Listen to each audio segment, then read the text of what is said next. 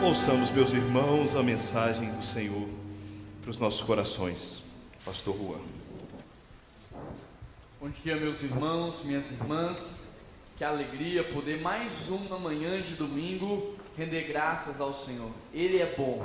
Em todo o tempo, o nosso Deus é bom. E Ele tem sido fiel, tem cumprido a sua palavra nas nossas vidas. Esse é um tempo muito precioso da Igreja de Jesus Cristo. Que privilégio poder reunir numa manhã tão linda de domingo quanto essa. Que privilégio é poder sair da sua casa. Que privilégio é poder ter uma igreja para cultuar. Que privilégio é, de fato, fazer parte de tudo aquilo que o Senhor, o nosso Deus, está fazendo. Nós já estamos caminhando para o final da nossa série de mensagens Famílias Imperfeitas. E até aqui nós já abordamos e trabalhamos muitos aspectos da família. E hoje eu quero avançar um pouco mais falando sobre o perdão. Um tema tão polêmico, um tema tão difícil, tão desafiador, mas um tema que nós precisamos de fato aprender sobre ele, buscar o auxílio do Senhor para que possamos desenvolver o perdão nas nossas vidas.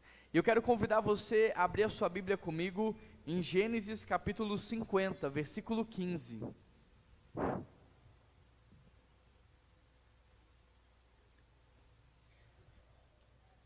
Gênesis capítulo 50, verso 15.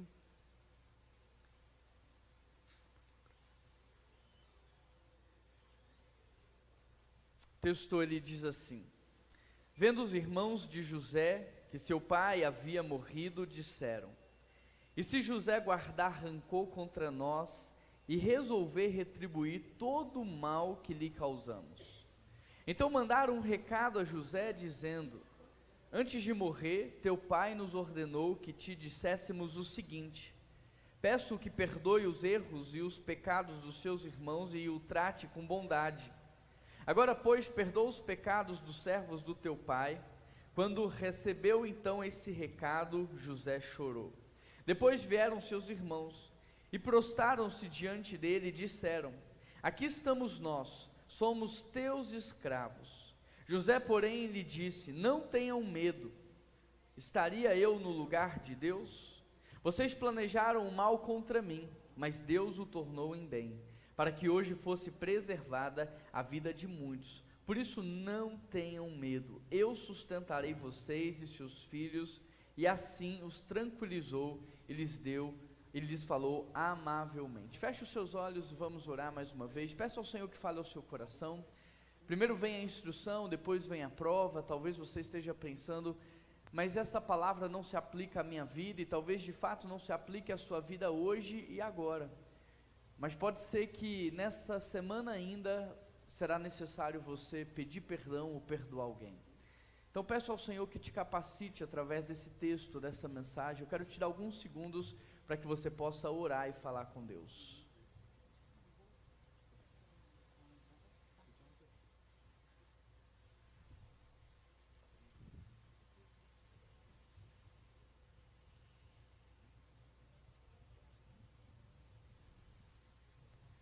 Deus, nós queremos pedir a Tua graça e a Tua bênção sobre nós, aqueles que aqui estão nessa manhã, aqueles que participam desse culto de forma online, Pai. Nós queremos pedir que a Tua palavra, que é viva e eficaz e não volta vazia, que ela cumpra o seu propósito hoje nas nossas vidas, que ela nos alcance, Pai, que ela venha ao nosso encontro nessa manhã e quebrante o nosso coração, e renove a nossa mente, cause um impacto muito profundo em quem nós somos, ó Pai, nos aperfeiçoando a sua imagem e a sua semelhança. Que de fato, essa palavra venha nos capacitar para tudo aquilo que nós iremos viver. Essa é a oração que nós fazemos, em nome de Jesus que nós oramos, amém e amém. Meus amados irmãos e irmãs, esse é um texto que vai falar sobre o perdão, em cima da vida de José. José, ele tem uma história muito conhecida por todos. A sua história e a sua vida já foi narrada em filmes, seriados, novelas, e talvez você já tenha escutado inúmeras e centenas de pregações a respeito desse tema. Mas a história de José não é uma história só sobre superação, não é sobre alguém que foi jogado no fundo do poço, mas foi vencendo na vida até ocupar o mais alto cargo ou chegar na mais alta posição, não. A história de José não é sobre superação apenas, mas é sobre redenção de famílias. A história de José é sobre redenção também de relacionamentos, porque ele foi traído, ele foi ferido, ele foi esquecido, mas ele não se tornou um vingador. Embora ele tenha sido de muitas maneiras magoado, ferido, afligido, traído, ele não cultivou no seu coração raiva em relação àqueles que o feriram, raiva em relação àqueles que o magoaram, não. José, ele escolheu um caminho melhor, mais difícil, porém infinitamente melhor. Ele escolheu o caminho do perdão, e por isso a vida de José aponta para Jesus Cristo. José prefigura Cristo no Antigo Testamento, ele é um anúncio de tudo aquilo que Jesus Cristo haveria de fazer por mim e por você. Portanto, aprender com José é aprender com Cristo e aprender também sobre um tipo de coração que a igreja de Jesus Cristo, ela deve ter. Hoje nós vamos olhar então para a vida de José e aprender sobre o poder sobrenatural do perdão. E sobre o perdão então, o que você precisa saber? O que você precisa saber para que você possa de fato aprender a perdoar? A primeira coisa que você precisa saber é que na vida há dívidas que são impagáveis. Olha o que o texto diz no verso 37, versículo 4. Quando seus irmãos viram que o pai gostava mais dele do que de qualquer outro filho, odiaram-no e não conseguiram falar com ele amigavelmente. Olha, os irmãos de José, eles cultivaram no seu coração uma raiva motivada por um ciúmes, uma raiva motivada por uma competição de quem é que chamava mais atenção do pai, de quem é que agradava mais o pai. Os irmãos de José, o texto diz que eles odiaram, e que por causa disso acabaram sendo agressivos com José. Eu quero que você imagine a relação familiar, eu quero que você imagine de fato como acontecia no dia a dia da vida de José. Os seus irmãos se relacionando com ele, falando com agressividade, tratando mal. Os irmãos de José não apenas odiaram ele, mas o texto diz que eles planejaram matá-lo. Houve um planejamento, houve uma preparação para um possível assassinato. Eles jogaram José no fundo do poço, abandonaram José naquela situação, passando fome, passando frio, sentindo sede, venderam o seu irmão como escravo. Agora imagine você passar por tudo isso, imagine você ser alvo do ódio dos seus irmãos, imagine você ser alguém que as pessoas estejam planejando tirar sua própria vida. Imagine você ser alguém jogado ao fundo do poço, esquecido naquele lugar, pelas pessoas que você mais ama, pelas pessoas que você mais confia. Imagina você ser vendido como um escravo. Imagina você ter a ligeira sensação de que você não é importante para ninguém, porque ninguém foi ao seu encontro. Parece que ninguém sentiu a sua falta. Parece que ninguém foi lá te buscar, parece que ninguém mandou alguém resgatar você daquela escravidão. Na vida há dívidas que são impagáveis, e essa é uma dívida impagável. Mas na vida também há dívidas que são pagáveis, uma conta de luz atrasada, aquela conta na mercearia que você deixou acumular por 2 meses, aquele acidente de carro que você bateu. Sabe, há dívidas que são pagáveis. Se você bater num outro carro, você pode fazer um orçamento, comprar uma peça, até melhor do que aquela que estava. Sim, na vida há dívidas que são pagáveis. Agora, uma dívida impagável é aquela que o dinheiro não é capaz de curar. Uma dívida impagável é aquela que nenhum remédio do mundo é capaz de aliviar a dor. Uma dívida impagável é aquela que não há bem material que supra a falta, não há palavras que sejam suficientes para trazer alívio. E essa é uma dívida que os irmãos de José tinham com ele. alguém que experimentou o ódio da sua própria casa, alguém que foi maltratado injustamente, alvo da inveja, abandonado, vendido. Feridas assim são como facadas na alma. Uma facada no braço, uma facada na perna, você pode até ir ao médico, e ele faz uma limpeza, ele faz uma sutura, e se alguma coisa acontecer, até uma pequena cirurgia, mas dá para resolver. Agora, uma facada na alma, como é que resolve? Uma facada na alma, aonde é que você vai? Como é que você passa por um período de cura numa facada na alma? Talvez você já tenha passado por alguma situação assim. Talvez você já tenha sido traído por alguém que você amava. Talvez você já tenha sido magoado por alguém que você confiava. Talvez você já tenha escutado de alguém que você se dedicou muito, algo que você jamais imaginou que haveria de escutar. Então sim, na vida há dívidas que são impagáveis. A segunda coisa que nós precisamos saber é que muitas pessoas ainda vão te ferir. Não só aquelas que já contraíram uma dívida impagável com você, mas você ainda vai passar por muitas frustrações nessa vida, muitas decepções. Pessoas ainda vão trair você. Olha o que o texto diz no capítulo 39, no verso 17. Então lhes contou essa história: aquele escravo hebreu que você nos trouxe, aproximou-se de mim para me insultar, mas quando gritei por socorro, ele largou o meu manto ao meu lado e fugiu.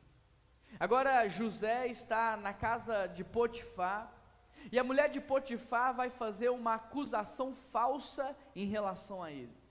Como se não bastasse tudo que esse homem já passou na vida, abandonado pelos seus, traído pelos seus, ferido pelos seus, agora numa cena subsequente, ele novamente é tratado com injustiça.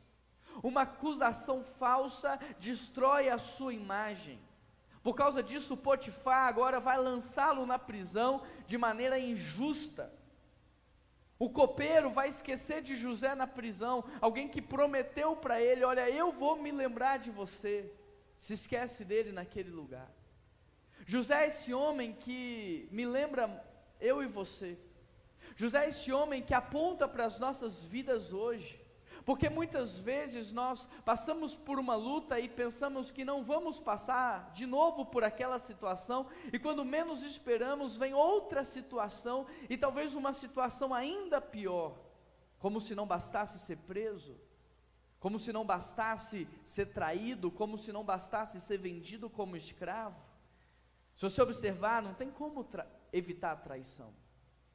Se você observar nesse texto, se você olhar para a vida de Jesus, porque o que José está vivendo é um prenúncio de tudo aquilo que Jesus Cristo um dia viveria, não tem como evitar a traição, não tem como evitar as decepções, não tem como evitar as frustrações. Aonde houver pessoas, haverá mágoa, e quanto mais você amar uma pessoa, mais frustrado com ela você ficará.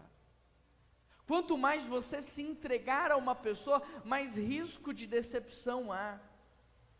Portanto, se não tem como evitar a frustração, se não tem como evitar a decepção, se não tem como evitar a traição, talvez a melhor coisa que eu e você possamos fazer é nos preparar para isso. É nos preparar para a traição, é nos preparar para a decepção, é nos preparar para a frustração. É aprender de modo antecipado como é que eu vou lidar quando isso acontecer. É se preparar de modo antecipado para que quando algo de ruim aconteça com você, você não reaja de modo impensado, mas você possa agir de um modo que já foi planejado. Olha o que diz Lamentações capítulo 3, verso 22, um texto muito conhecido: graças ao amor do Senhor que nós não somos consumidos, pois as suas misericórdias são inesgotáveis e elas renovam-se a cada manhã, grande é a sua fidelidade. O texto diz que as misericórdias do Senhor se renovam a cada manhã, e que por causa da graça de Deus nós não somos consumidos. por causa do seu grande amor. Aqui há um aprendizado para mim e para você, aqui há um ensino para que a gente venha se preparar para a traição. Talvez você tenha me escutado e talvez você tenha pensado assim: pastor, ok, mas como é que eu me preparo? Porque eu não sei lidar com a traição. Como é que eu me preparo? Porque eu não sei lidar com a frustração, com a mágoa, com a decepção. Como é que eu faço? Está aqui a resposta. O texto diz grande amor. O texto diz misericórdia, inesgotável, renovam-se a cada manhã, fidelidade. Ou seja, como é que eu me preparo? Com grande amor. Grande amor significa grande entrega. Você precisa tomar a decisão de que o seu amor não será emocional. Você precisa tomar a decisão de que o seu amor não será sentimental. Você precisa escolher amar as pessoas de modo sacrificial. Sim, você pode gostar de algumas pessoas. E normalmente você vai gostar de quem gosta das mesmas coisas que você, de quem tem as mesmas afinidades do que você, mas a Bíblia diz que nós devemos amar o nosso próximo, não é gostar. A Bíblia diz que nós devemos amar os nossos inimigos, não é gostar, e amar é uma entrega sacrificial. Misericórdia significa compaixão absoluta, inesgotável, a decisão de ir até o fim. Então eu preciso decidir amar as pessoas, não com amor emocional e sentimental, e sim com amor racional, de entrega, com compaixão no meu coração, e eu preciso tomar a decisão de que isso será inesgotável, eu vou com ela até o fim. E o texto diz que renovam-se a cada manhã. Renovam-se a cada manhã é a decisão de encher o balde todas as manhãs. Porque ao longo do dia esse balde da misericórdia, esse balde da compaixão vai esvaziando. Por isso, quando perguntam para Jesus quantas vezes eu devo perdoar, ele está dizendo: olha, 70 vezes 7, encha todo dia o seu balde do perdão. Porque ao longo do dia vai acabando, vai esvaziando, mas você precisa renovar isso, e muitas vezes nós rompemos relacionamentos, porque nós não renovamos a misericórdia sobre as pessoas, como Deus renova sobre as nossas vidas. Então eu digo assim: agora já deu, chegou no estupim, eu estou no meu limite, já não há mais o que eu possa fazer, mas o texto diz que as misericórdias do Senhor se renovam a cada manhã. Como é que eu lido com a frustração, com a decepção, com a mágoa? Renovando a minha misericórdia sobre a vida das pessoas. E o texto diz fidelidade, que é o reforço do caráter de alguém que não muda mediante as circunstâncias e as situações. Nesse texto Deus nos ensina como é que nós podemos nos preparar para as decepções da vida. Você precisa amar, não é gostar. Você precisa ter misericórdia no seu coração. Muitas pessoas hoje elas se relacionam com o próximo mediante ou pela perspectiva daquilo que ela vai receber, pela perspectiva do que o outro pode fazer, mas quando você se relaciona pela perspectiva do que você vai receber, você não consegue exercer compaixão. Então há um alinhamento de relacionamento aqui, porque eu devo me relacionar com as pessoas com compaixão, olhando para a vida delas e pensando: como é que eu posso abençoar, como é que eu posso agregar? Eu não dependo delas, eu dependo do Senhor. Eu não posso colocar minha dependência emocional na vida de alguém. Então eu devo me relacionar pela perspectiva da compaixão.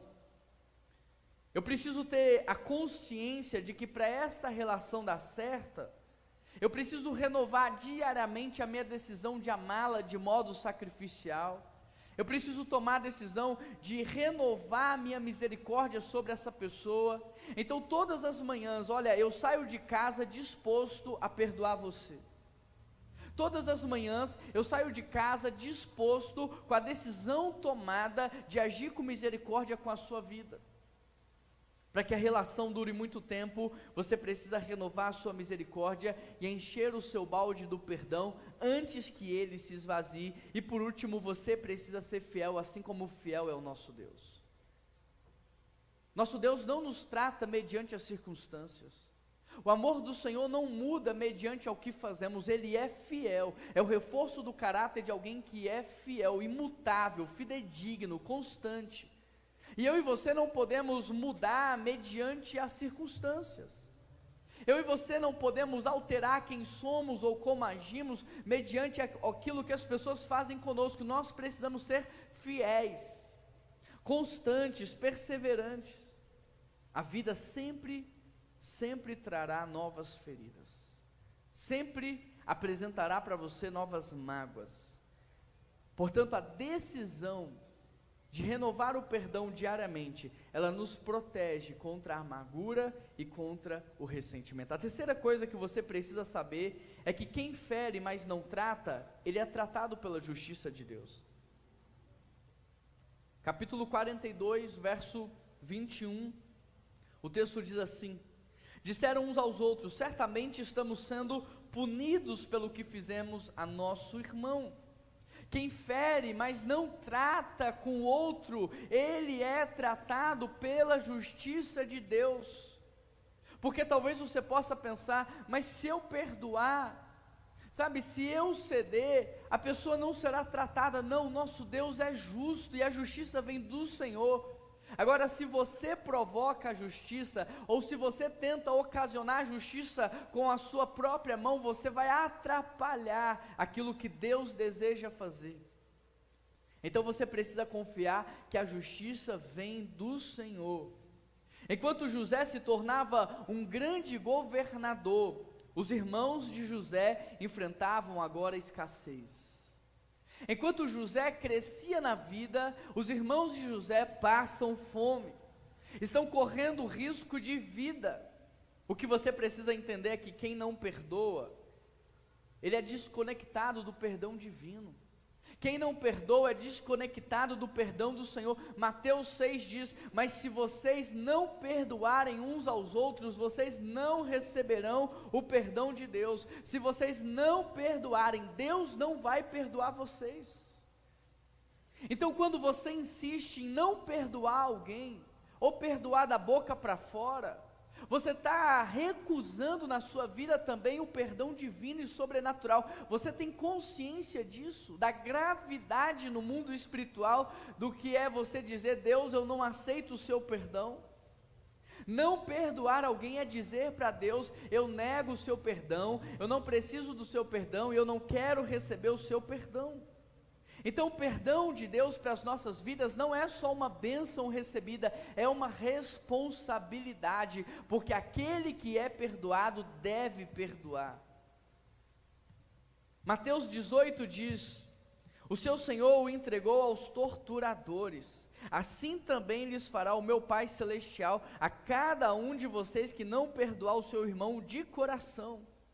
Quem não perdoa, além de bloquear o perdão de Deus, vive em tormenta espiritual. Olha o que você está gerando na sua vida, olha o que você está ocasionando na sua casa por falta de perdão. Você é uma pessoa que está vivendo em tormenta espiritual, não tem paz, não tem alívio. Conhece gente assim, que não perdoa e vive atormentada?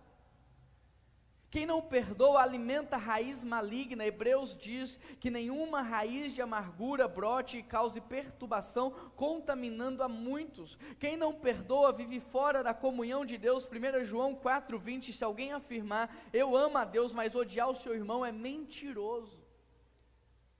O perdão então não é só uma bênção divina, mas é uma responsabilidade, porque aquele que é perdoado, esse deve perdoar. Quem não perdoa interrompe a sua própria oração. Mateus 11, 25, quando estiverem orando, se tiverem alguma coisa contra alguém, primeiro perdoem essa pessoa.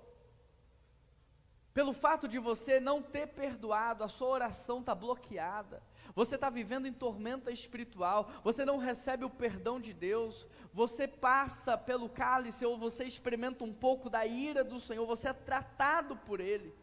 Talvez a sua vida esteja bloqueada, talvez a sua vida esteja paralisada, talvez você esteja estagnado na vida, apenas pelo fato de ainda não ter perdoado o seu irmão. A quarta coisa que nós precisamos saber é que perdoar não é fácil, mas é possível. Gênesis 50, a continuação da história de José, verso 17, assim dirão a José, peço-lhe que perdoe os erros e os pecados dos seus irmãos. Agora, pois, perdoa os pecados dos servos do Deus do teu pai. Quando recebeu o recado, José chorou.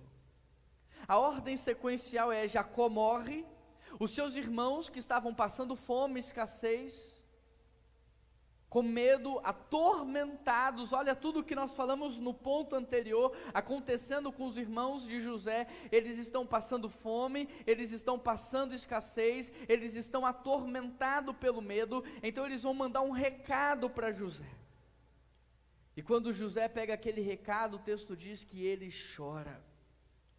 As lágrimas de José revelam um coração bondoso, o coração que um cristão deve ter, um coração manso e humilde, o coração de alguém que foi regenerado. O coração de José aponta para o coração de Cristo, que aponta para o coração de todo cristão. José não chorou porque ele estava com raiva, José chorou porque ele teve compaixão. Como que eu posso estar aqui na mais alta posição do Egito, como governador, e os meus irmãos estarem passando por isso? Ele já havia perdoado os seus irmãos muito antes, mas os seus irmãos não foram capazes de receber esse perdão, de compreender esse perdão. As lágrimas revelam que o perdão, ele não cancela o ocorrido, ele não anula o que aconteceu, mas ele redime histórias, redime vidas, redime famílias. José não nega o passado, mas ele também não é refém do passado. As lágrimas de José revelam maturidade espiritual, porque ele não reage com vingança, mas ele reage com uma emoção redentora. As lágrimas revelam que o perdão tem um custo muito alto. Perdoar não é fácil, mas é possível por causa do Espírito Santo de Deus. Perdoar não é esquecer o que fizeram com você, mas é decidir lembrar de modo curado, de modo regenerado. Perdoar não é você fingir que aquilo nunca aconteceu, mas é agora você permitir que o Espírito Santo cure a sua dor. Perdoar é reconhecer o controle soberano de Deus, porque José diz para os seus irmãos: foi Deus que me enviou diante de vós para preservar a vossa vida diante de um grande período de tribulação. Ou seja, vocês até tentaram o mal contra mim, mas Deus, Ele é soberano e Ele redimiu a minha história. Perdoar é cancelar uma dívida, é libertar a pessoa de uma culpa, é restaurar a comunhão. A quinta coisa que nós precisamos aprender sobre o perdão é que quem perdoa é abençoado. Enquanto aquele que fere e não trata é tratado por Deus, então José está crescendo, mas os seus irmãos não. José está avançando, mas os seus irmãos estão estagnados. José, ele está crescendo tanto que os seus irmãos não conseguem reconhecê-lo, mas José reconhece os seus irmãos. Eles estão exatamente da mesma forma que José os viu pela última vez, paralisados no tempo. Então quem fere e não trata é tratado por Deus, mas quem perdoa é abençoado. Gênesis 41, verso 39, disse, pois, Faraó a José, uma vez que Deus lhe revelou todas essas coisas: não há ninguém tão criterioso e sábio como você terá o comando de todo o meu palácio e de todo o meu povo, eles se sujeitarão às suas ordens, somente em relação ao meu trono eu serei maior do que você. Olha o que Deus deu para José: sabedoria, discernimento, liderança, governo. Quem fere e não trata é tratado por Deus, mas quem perdoa é abençoado. Enquanto a falta de perdão aprisionou os irmãos de José, enquanto a falta de perdão trouxe escassez para aquela família, enquanto a falta de perdão trouxe fome para aquela família, tormenta para aquela família, José não parava de crescer, porque Deus é justo, porque Deus é justo. Então não é você que tem que causar justiça, não é você que tem que promover justiça, Deus é justo. Você pode pensar: mas se eu perdoar eu vou parecer um bobo. Deixa eu te perguntar, José agora como governador do Egito parece um bobo? José agora na mais alta hierarquia do Egito parece um bobo? José agora como um dos homens mais inteligentes do Egito, mais sábios do Egito, parece um bobo? Bobo é quem não perdoa. Bobo é quem fica paralisado na vida, estagnado na vida. Bobo é quem está atraindo para si tormenta espiritual. Bobo é quem está negando a graça do Senhor. Isso é bobo. Agora, quem perdoa é obediente. Quem perdoa é cristão. Quem perdoa tem o Espírito Santo dentro de si. O perdão não é fácil, é divino, é sobrenatural, mas por causa do Espírito Santo é possível perdoar. José prosperou na casa de Potifar, José prosperou dentro da prisão, José prosperou governando o Egito. Talvez o que esteja faltando para você romper seja o perdão. Talvez o que esteja faltando para você avançar na sua vida seja o perdão. Passado resolvido, futuro decidido. Em sexto lugar, perdoar é uma ação de restauração. Gênesis 50, 21, por isso não tenham medo. José disse, eu sustentarei vocês, os seus filhos, e assim os tranquilizou, e lhes falou amavelmente. O perdão não é passivo, perdão não é algo da boca para fora, o perdão ele é redentor. O perdão redime vidas e redime histórias. José não apenas perdoou, ele restaurou a relação, ele cuidou dos seus irmãos. O perdão autêntico, ele traz cura emocional. O perdão autêntico, ele traz cura espiritual. O perdão autêntico traz cura relacional. O problema é que muitas vezes nós falamos que perdoamos apenas para não ter que tocar mais nesse assunto. A gente diz está perdoado apenas para que não tenhamos mais que voltar nessa conversa. O nosso perdão é da boca para fora.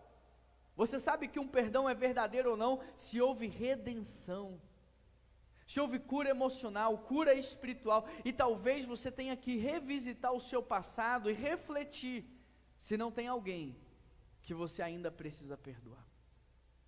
Em sétimo lugar, perdoar não muda o passado, mas ele traz cura para o presente e ele libera o seu futuro. Gênesis 50, 22, José permaneceu no Egito com toda a família do seu pai. Viveu 110 anos e viu a terceira geração dos filhos de Efraim. Além disso, os filhos de Maqui, filhos de Manassés, nasceram sobre os joelhos de José. Olha o poder do perdão.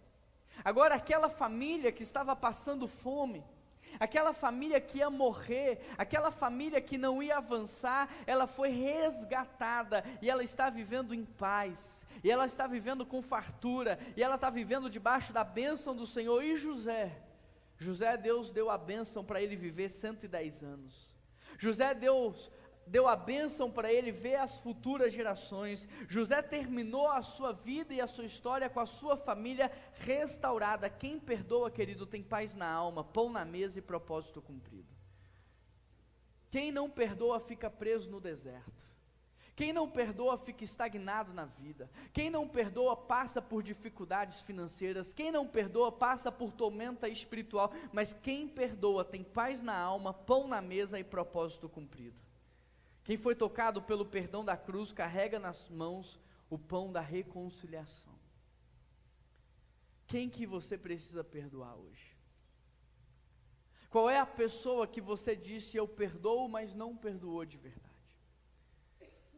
Qual é a vida, a história, a família que precisa ser redimida através do perdão?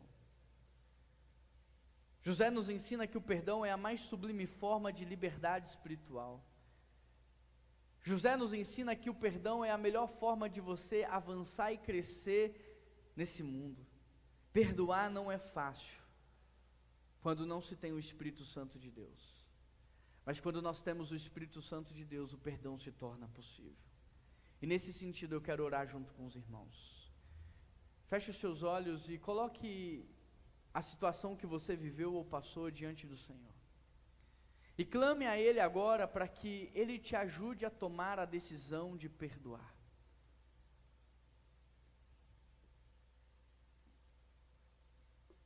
Quem é ou quais são as pessoas que você disse que perdoou, mas que infelizmente foi apenas da boca para fora?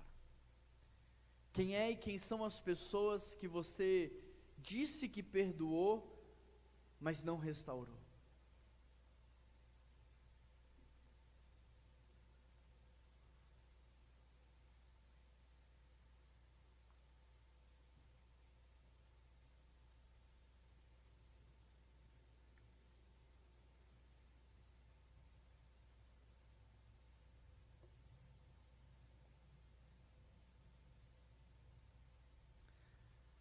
Nós participaremos da ceia do Senhor, e enquanto você está em espírito de oração, eu quero ler um texto bíblico para você. 1 Coríntios 11, 28 diz: examine-se, pois, o homem a si mesmo, então coma do pão e beba do cálice. Pois quem come e bebe sem discernir o corpo do Senhor, come para a sua própria condenação. O texto diz que você deve se examinar, se examine em oração. Não é para eu examinar você e nem você examinar o seu irmão. O texto diz que é para você se examinar. E o texto diz que é para você comer o pão e beber do cálice, porque não é para você se examinar e continuar do mesmo jeito. É para você se examinar, chegar à conclusão de que sim, você ainda não perdoou, mas consertar diante de Deus. Pedir perdão para Ele, se arrepender do seu pecado, do coração duro. Pedir ajuda para Ele tomar a decisão de perdoar, porque aquele que come sem discernir o corpo, o texto diz que come para a própria destruição. Nós não podemos comer do pão e beber do cálice com intrigas com os nossos irmãos. Nós somos e fazemos parte do corpo de Cristo. E que para que possamos participar da ceia do Senhor, você precisa hoje tomar a decisão de liberar perdão sobre os teus irmãos, de pedir perdão para aqueles que você ofendeu e feriu. Deus, nós queremos pedir a tua ajuda, o teu auxílio e o teu socorro. O nosso coração muitas vezes, ó Pai, é duro. Muitas vezes ele fica envenenado pelo orgulho, pela vaidade, pela soberba espiritual. Por causa de feridas e dívidas impagáveis, muitas vezes nós não queremos liberar o outro da culpa e nem da condenação. Mas nós pedimos a tua ajuda, Pai, que o Senhor nos perdoe e que o Senhor nos ensine a perdoar na mesma proporção. Assim como nós temos uma dívida impagável, ou tínhamos uma dívida impagável para com o Senhor, e naquela cruz Jesus Cristo pagou o preço da nossa dívida, que nós possamos nessa manhã escolher o caminho da cruz e pagar também a dívida pelos nossos irmãos, para liberá-los espiritualmente. Espírito Santo nos capacita a perdoar na mesma proporção em que somos perdoados. Espírito Santo nos capacita para que possamos tomar a decisão nesse culto de perdoar e sustentar essa decisão do perdão. Espírito Santo nos capacita para que nós sejamos usados pelo Senhor para restaurar as relações. Essa é a oração que nós fazemos, em nome de Jesus que nós oramos. E toda a igreja diz...